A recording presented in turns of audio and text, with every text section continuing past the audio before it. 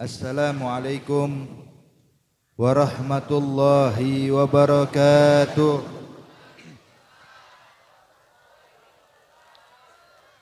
Alhamdulillahilladzi hadana li hadza ma kunna linahtadiya laula an hadanallah.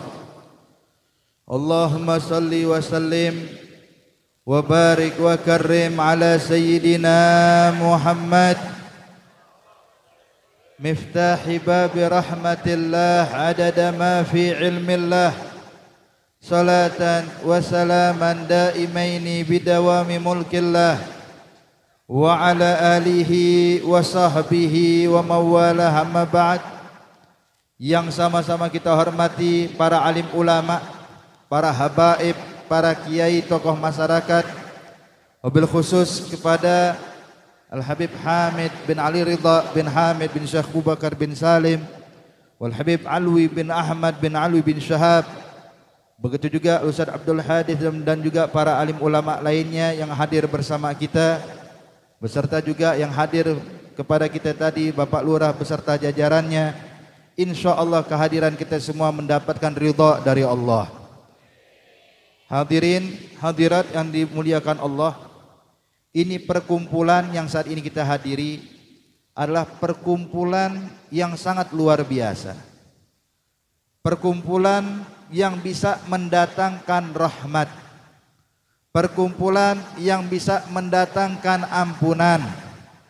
Perkumpulan yang insya Allah tidak bangun dari majelis ini melainkan kita termasuk orang-orang yang diridhai oleh Allah Subhanahu wa taala.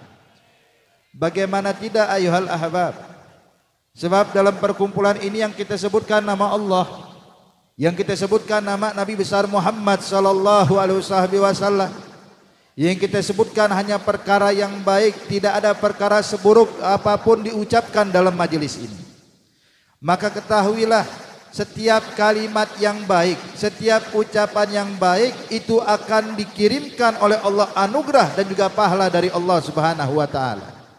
Tapi sebaliknya, Bu, kalau ucapan buruk yang datang bukan pahala tapi kayak orang baca zikir, mengingat Allah, mengagungkan Allah, kira-kira dapat pahala dapat dosa?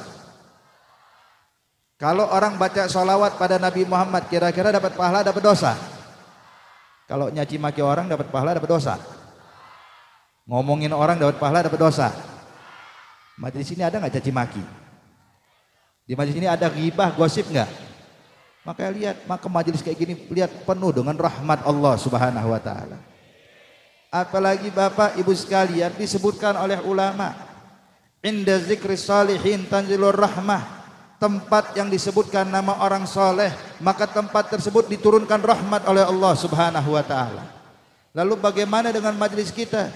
Yang kita sebutkan bukan orang soleh saja, Bu, tapi yang kita sebutkan pemimpin kaum solihin, dialah Nabi kita Nabi Muhammad sallallahu alaihi wasallam, yang mana kalau orang ngucapin salawat satu kali saja kepada Rasulullah, maka niscaya Allah akan berikan untuk dia 10 rahmat. Sebagaimana Nabi menyatakan dalam hadis, man shalla alayya marrah sallallahu alaihi biha asyra, yang salawat padaku satu kali maka Allah akan membalas kebaikan orang tersebut dengan 10 rahmat. Kata ulama, jangankan 10 rahmat, 1 rahmat aja Pak diberikan Allah kepada kita cukup untuk nyelamatin kita nanti di akhirat.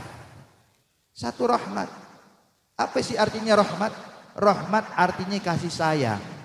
Bu, kalau Allah sudah sayang sama kita, masa iya Allah tega bakal azab kita? Enggak mungkin. Sebagaimana Nabi pernah menyatakan kepada para sahabat-sahabatnya, ketika dalam perang Khaybar, musuh ditaklukkan oleh pasukan muslimin. Saat itu orang-orang Yahudi yang diperangi sama orang Islam, saudara sekalian, ketika masuk pasukan muslimin, mereka pun terpecah belah. Lari ke sana, lari kemari untuk menyelamatkan diri, sampai di antaranya ada satu ibu untuk menyelamatkan diri ditinggalkan bayinya. Ketika dia sudah lari jauh, baru ingat bayinya tertinggal di tengah-tengah pasukan muslimin. Hadirin, akhirnya Khaybar pun ditaklukkan. Saat itu sahabat-sahabat Rasulullah sallallahu alaihi wasallam yang terdidik dengan tarbiyahnya Nabi Muhammad, bahkan dalam keadaan jihad sekalipun sifat rahmah, sifat kasih sayang tidak lepas dari hati mereka. Melihat bayi menangis di tengah-tengah pasukan muslimin, kehausan, tidak ada orang tuanya, maka sahabat-sahabat pun tidak tega melihat ini bayi. Padahal tahu ini bayi, orang tuanya orang Yahudi yang memerangi Nabi Muhammad, saudara sekalian. Tapi bayi tidak bersalah, bayi tidak melakukan kesalahan sebagaimana orang tuanya. Maka sahabat ini pun mengangkat bayi tersebut di hadapan tawanan orang-orang Yahudi. Kata sahabat Rasulullah, ini bayinya siapa? Mana orang tuanya? Kata sahabat-sahabat Rasulullah. Semua orang Yahudi pun terdiam, nggak ada yang mengaku, hadirin. Tiba-tiba dari ujung sana teriak satu orang wanita, menangis berlari langsung menuju kepada sahabat ini, memegang itu bayi sambil mengatakan, ini adalah bayiku, ini adalah anakku. Maka diberikan oleh sahabat bayi tersebut kepada sang ibu. Sang ibu begitu bahagianya sampai lupa kalau dia tawanan perang. Saking senangnya, tertawa sang ibu ini menggendong bayinya. Sampai para sahabat-sahabat pun meneteskan air mata haru kepada kasih sayang seorang ibu kepada bayinya. Maka ketika para sahabat sedang menangis, terharu, hadirin. Lihat rahmah begitu indah, lihat kasih sayang begitu agungnya, menyentuh kalbu daripada kaum muslimin dan para sahabat-sahabat. Sampai akhirnya, hadirin hadirat yang dimuliakan Allah, Nabi waktu lewat melihat para sahabat sedang nangis meneteskan air mata, ditanya sama Rasulullah, mayubkikum ya ashabi, apa yang membuat kalian menangis hai sahabat-sahabatku? Sahabat pun mengatakan, ya Rasulullah, yang membuat kami menangis adalah rahmah kasih sayangnya sang ibu ini kepada bayinya. Maka Nabi pun tersenyum, hadirin. Nabi menoleh kepada sahabat-sahabatnya, hai sahabat-sahabatku, apakah mungkin ini ibu bakal melemparkan bayinya ke dalam api? Sahabat mengatakan, hasya wa kalla, tidak mungkin ya Rasulullah. Kenapa? Sebab kasih sayang ibu ini yang akan menghalangi bagaimana mungkin bakal menyiksa bayinya sendiri. Maka saat itu Nabi pun berkata kepada sahabatnya, hai sahabat-sahabatku, tahukah kalian kasih sayangnya Allah kepada kalian lebih banyak dibandingkan kasih sayang ibu ini kepada bayinya. Artinya Pak, kalau seorang ibu begitu menyayangi sang bayi, tidak mau bayinya terluka, tidak mungkin ibu ini bakal meninggalkan bayinya dalam keadaan susah. Lalu bagaimana kalau Allah sudah sayang sama kita? Hadirin, Nabi pernah bilang, sesungguhnya Allah menciptakan 100 rahmat. Satu rahmat Allah turunkan buat bumi, satu rahmat Allah turunkan di dunia, sehingga kita bisa melihat bagaimana kasih sayangnya induk hewan binatang buas kepada anaknya, kasih sayang ibu kepada anak-anaknya, kasih sayang kepada sesamanya. Saudara sekalian, ini yang kita lihat kasih sayang satu dengan yang lainnya, ini hanya 1/100 daripada rahmat Allah yang diciptakan oleh Allah untuk kita. Lalu Nabi bilang, sisanya yang 99 Allah sisakan buat kita nanti di akhirat kelak.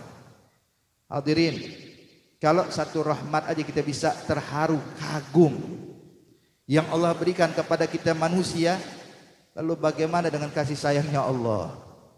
Sampai ada satu orang ulama bilang, tahukah engkau kalau kita mau gambarkan ilustrasi rahmatnya Allah kepada kita, kepada orang yang taat kepadanya, ini ibaratnya kalau bayi di pangkuan ibunya, hadirin. Ada bayi di pangku sama ibunya. Ini bayi tentunya subhanallah dibersihkan, dimandikan, dikasih wangian, saudara sekalian, digendong, dicium, dan dibawa kemanapun ibu ini pergi.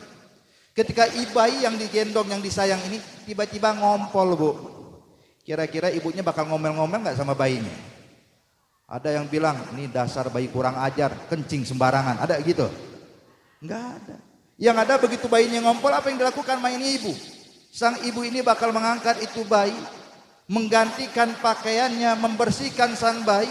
Setelah digantikan pakaian dan dibersihkan, apa yang dilakukan ibu ini? Diangkat lagi, Pak, seakan-akan bayi ini gak pernah salah sama dia. Dicium kembali, dia lupakan segala macam kesalahannya. Kenapa? Karena bentuknya kasih sayang ibu kepada anak. Dan ketahuilah, kasih sayang Allah lebih dari itu. Makanya hadirin hadirat, kalau pengen cari rahmat, ya kayak begini nih. Perkumpulan yang mana disebutkan nama Allah, nama Rasulullah. Bukan depan TV, Bu. Kalau depan TV mah nggak bakal datang rahmat. Duduk pinggir jalan nunggu ngapain? Nungguin rahmat. Rahmat bin siapa ini? Pak RT. Ya.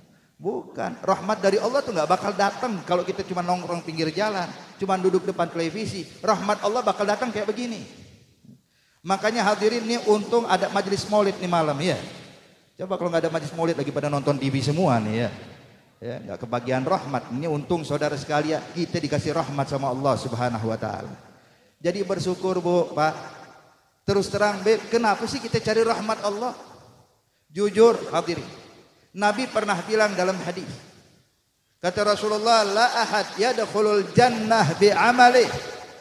Qila wala anta ya Rasulullah? Qala wala ana illa yatagammadani Allah bi rahmatih. Nabi bilang, enggak bakal ada orang masuk surga cuman ngandalin ibadatnya, cuman ngandalin amal taatnya, cuman mengandalkan baca Qur'annya, cuma mengandalkan salat 5 waktunya. Allah bilang, ya abdi udkhulil jannah bi rahmati, hai hambaku, silakan masuk surga karena rahmatku, bukan karena ibadahnya, tapi karena rahmat Allah. Sampai akhirnya hadirin, dia pun berkata kepada Allah, ya Rabb, saya pengen mencicipi hasil jerih payah saya.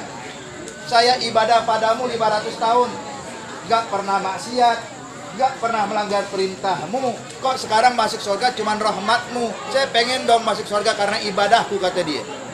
Maka Allah katakan, Bu, kalau memang itu maumu, ayo kita timbang ulang ibadahmu yang 500 tahun dengan nikmat penglihatan yang aku berikan untukmu. Maka ketika ditimbang ibadah yang 500 tahun dengan nikmat penglihatan, ternyata nikmat penglihatan lebih berat dibandingkan ibadahnya yang 500 tahun. Kalau ada yang nanya, Beb, memang kenapa sih kalau ditimbangi dengan nikmat penglihatan? Emang apa hubungannya dengan ibadah dia? Begini hadirin, ibadah yang kita kerjakan ini gak bakal bisa terlaksana tanpa ada rahmat Allah, tanpa ada nikmat dari Allah Subhanahu wa taala. Pak, Bu, bisa jalan kemari kan dikasih kaki sama Allah. Ya. Kalau nggak ada kaki bisa jalan kemari nggak? Ya. Artinya Anda bisa mengamalkan taat berdasarkan nikmat yang diberikan Allah. Gimana kita bisa baca Quran kalau kita nggak bisa melihat? Artinya kita bisa melakukan membaca Al-Quran karena Allah berikan pada kita nikmat mata sehingga bisa melihat. Bagaimana bisa mendengarkan bacaan Al-Quran kalau kita nggak memiliki telinga, hadirin? Artinya apa, hadirin hadirat? Ibadah yang kita kerjakan ini ditopang dengan nikmat yang diberikan Allah kepada kita. Makanya tadi dijelaskan, ibadah yang 500 tahun ditimbangnya bukan dengan amal lain, tapi ditimbangnya dengan nikmat penglihatan.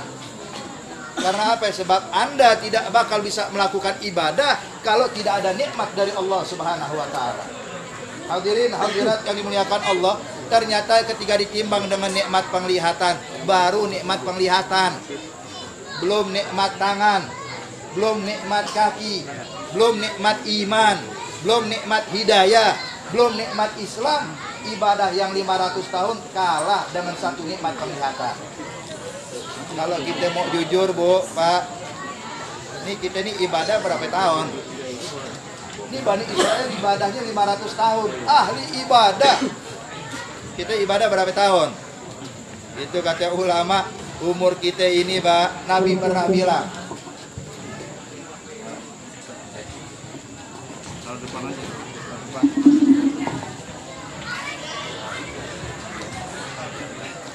Allah. Nabi pernah bilang, hadirin, bahwasanya umur kita ini, umur umatnya Rasulullah itu antara 60 sampai 70 tahun. Jarang yang nyampe 100 tahun, betul? Ini umur kita nih, 60 sampai 70 tahun. Pada senang banget Nabi ngalah. Nabi pernah bilang, umur umatku ini antara 60 sampai 70 tahun. Jarang yang lebih. Nah jujur Pak, Bu, kita ini kalau dikasih umur sama Allah 60 tahun, kira-kira kita ibadah berapa banyak? Imam Ghazali pernah bilang dalam kitab Bidayatul Hidayah, kata Imam Ghazali, kalau seandainya manusia ditakdirkan oleh Allah umurnya cuma 60 tahun dan dia gunakan tidur setiap sehari semalam gak kurang daripada 8 jam, tiap hari 8 jam dia tidur selama 60 tahun, artinya 20 tahun cuma untuk molor doang kita. Jadi 60 tahun, 20 tahun cuma untuk tidur. Tinggal berapa? 40 tahun. Ini yang 40 tahun buat ibadah semua? Kagak. Nonton TV berapa jam? Nonton TV kita bilang 8 jam. Pagi nonton TV, siang nonton TV, sore dan malam nonton TV. Nonton TV 8 jam juga, Beb. Masya Allah, 20 tahun buat tidur, 20 tahun buat nongkrong depan TV doang kita. Tinggal 20 tahun buat ibadah semuanya. Kagak. Ini bapak kalau main catur berapa jam? Udah main catur remis mulu lagi ya. Kuda dikejar belok-belok mulu nggak pernah dapat. Nggak kelar-kelar saudara sekalian main catur berjam-jam. Makanya kalau kita pikir ibadahnya berapa lama? Makanya dijelaskan kalau seandainya kita mau jujur, paling kalau mau dipres semua ibadah kita, sholat kita doang Bu, paling cuma dapat setahun. Betul apa betul? Itu pun kadang-kadang masih lupa berapa rokaat ya. Ini dua rokaat atau 3 rokaat. Udah sedikit pakai lupa lagi saudara sekalian. Terus kira-kira apa yang mau dibanggakan? Apakah saya pasti masuk surga, Beb? Kenapa? Sholat 5 waktu nggak pernah tinggal. Tunggu dulu. Sholatnya ente masih belum khusyuk. Terus gimana, Beb? Jadi jangan ibadah tetap ibadah. Ibadah itu kewajiban, nggak boleh kita tinggalkan. Terus apa fungsinya ibadah? Fungsinya ibadah untuk mancing rahmatnya Allah. Sebab kalau nggak ibadah, gimana bisa dapat rahmat Allah? Kalau kita nggak duduk di majelis kayak gini, gimana bisa dapat rahmat Allah? Maka perkumpulan kita ini hadirin hadirat cuman untuk memancing rahmatnya Allah. Biar nanti di akhirat terdengar suruhan Allah kepada kita. Ya abdi, hai hambaku, silakan masuk surga karena rahmatku, kata Allah subhanahu wa ta'ala. Insya Allah kita semua masuk surga, amin. Tanpa dihisab dan diazab, amin. Maka ini yang kita harapkan. Gimana? Ya duduk di majelis kayak begini. Tahu nggak cara dapetin ridha Allah? Cara dapetin rahmat Allah yang paling mudah? Gampang. Apa? Ikutin jalan Nabi Muhammad. Contoh Rasulullah dalam segala hal. Dari gaya berpikir, contoh Nabi. Gaya berbicara, contoh Nabi. Gaya berbuat, contoh Nabi. Jangan kita cuma mengandalkan Pak maaf. Banyak orang zaman sekarang jujur saudara sekalian, kalau bilang nyontoh Nabi paling cuma bilang sholat sunnah doang. Apa sunnah Nabi? Sholat 2 rakaat sebelum zuhur, 2 rakaat selepas asar, qobliyah, ba'diyah. Memang betul sunnah, nggak salah. Apalagi sunnah? Puasa Senin Kamis, bener. Tapi ingat, ajaran Nabi bukan cuma ibadah. Ajaran Nabi saudara sekalian bahkan dalam kegiatan sehari-hari. Makanya Allah bilang dalam Al-Quran, Allah nyatakan, Bu, laqad kana lakum fi rasulillahi uswatun hasanah. Perhatikan ayat ini. Allah nyatakan sungguh terdapat pada diri Nabi Muhammad, bukan hanya dalam sholatnya Nabi Muhammad, bukan hanya dalam ibadah Nabi Muhammad, tapi dalam diri Nabi Muhammad. Artinya apa? Ibadahnya, bukan ibadahnya, makannya, minumnya, tidurnya, gerak-geriknya, bicaranya, diamnya, maka Nabi Muhammad uswatun hasanah, tauladan yang baik buat kita semuanya.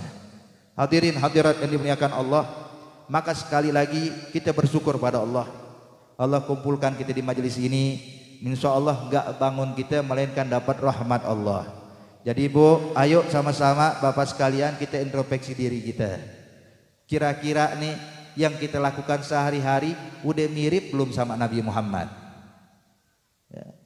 Insya Allah ya. Kita pengen benar-benar, bukan cuma insya Allah dong, yakin ikutin Nabi. Itu dijelaskan Bu, Pak ya. Orang yang ngikutin Nabi seluruhnya dicontoh mengikuti Rasulullah, maka dia adalah orang yang bakal paling dekat sama Nabi Muhammad nanti di akhirat.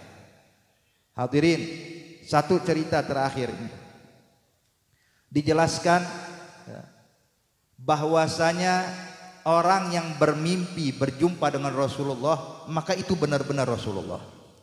Sebagaimana disebutkan oleh Imam Al-Bukhari di dalam kitab sahihnya, Nabi pernah bilang, man ra'ani fil manam faqad ra'ani haqqa fa inna syaitan la yatamatsalu bi. Nabi bilang, barang siapa yang bermimpi melihat aku, maka itu benar-benar aku, sebab syaitan nggak bakal bisa merubah wujudnya seperti aku. Kira-kira di sini ada yang pernah mimpi Nabi nggak? Pengen nggak mimpi ketemu Nabi? Maka banyakin baca sholawat, amalin sunnah Nabi. Itu dijelaskan, Pak. Orang yang mimpi berjumpa dengan Rasulullah itu mendapatkan kedudukan mulia, nggak sembarangan, nggak gampang, saudara sekalian. Arti orang yang hatinya bersih, dia bakal bisa melihat Rasulullah. Dan kalau mandang Nabi, Bu, ingat, bukan berarti orang kalau mimpi ketemu Nabi terus langsung jadi mulia. Kadang orang mimpi ketemu Nabi, saudara sekalian, jadi hina di hadapan Allah. Beb, kok bisa? Iya, kalau ente ketemu Nabi, mimpi dalam mimpi ente ketemu Nabi, terus Nabi cemberut sama ente, terus ente jadi mulia gitu. Alhamdulillah, Beb, semalam saya mimpi Nabi, terus Nabi bilang apa? Nabi ngomelin aneh. Ya, ini bukan mulia namanya, ente buat salah. Ya, seperti ada satu orang, saudara sekalian, ini ada orang yang gampang mengkafirkan orang lain, memusyrikkan orang lain, membid'ahkan orang lain. Dia ulama di masanya dia. Di kelompoknya ini seorang ulama, seorang tokoh, cuman gampang mengkafirkan orang Islam. Jadi kalau orang Islam beda sama dia, hadza kafir. Ini bid'ah, ini sesat, ini musyrik, gampang mengkafirkan orang Islam. Kita bingung. Nabi berusaha masukin orang ke Islam, datang dia berusaha mengeluarkan orang Islam kepada agama lain. Ya, Nabi ayo masuk Islam, datang dia diusir orang Islam. Itu bukan muslim, masya Allah. Ini orang, Bu, yang gampang mengkafirkan. Subhanallah. Ya, dia ada di Haramain Syarifain sana. Ketika malam dia tidur, mimpi. Waktu mimpi ketemu Rasulullah, Nabi mukanya cemberut, merah wajahnya Nabi. Nabi katakan, ente nggak boleh lagi tinggal di Madinah, ente harus keluar dari kota Madinah. Diusir sama Nabi. Bangun tidur dia senyum, alhamdulillah. Loh, kok ente senyum?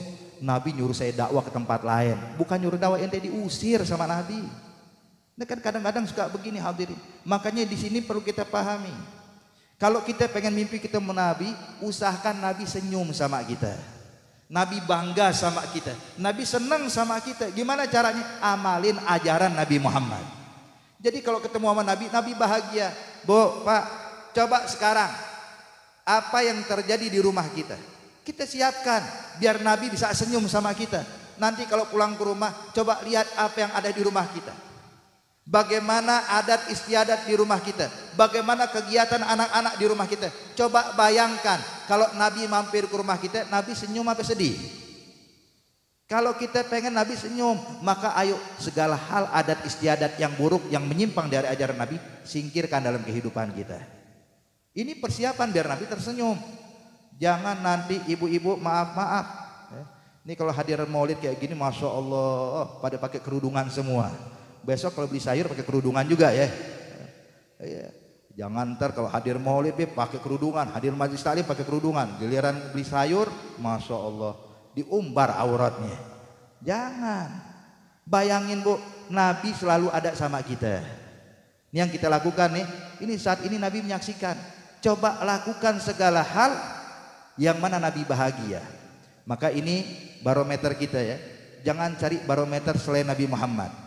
Kalau selain Rasulullah nggak bakal baik, tapi barometer kita Rasulullah. Sebelum kita berbuat, bayangkan Rasulullah senang nggak saya melakukan ini. Kalau kita ingin berbicara, pikirin Nabi senang nggak kalau saya ngomong kayak begini. Sehingga setiap perilaku kita nggak keluar dari jalurnya Nabi Muhammad Sallallahu Alaihi Wasallam. Jadi intinya hadirin hadirat yang dimuliakan Allah, ayo saya mengajak diri saya juga antum sekalian. Saya nggak ingin berpanjang lebar. Ini sudah larut malam dan juga akan disampaikan nasihat berikutnya oleh guru kita Al Habib Alwi. Intinya saya mengajak diri saya juga antum sekalian, ayo berusahalah bikin Nabi tersenyum kepada kita. Berusahalah Nabi bangga kepada kita. Insya Allah Allah berikan taufik hidayah untuk kita semuanya dan kita digolongkan orang yang mendapat ridha dan rahmatnya. Amin ya rabbal alamin birahmatika arhamar rahimin. Wa sallallahu ala sayidina Muhammadin nabiyil ummi wa alihi washabbihi wasallam. Walhamdulillahi rabbil alamin. Wassalamu alaikum warahmatullahi wabarakatuh.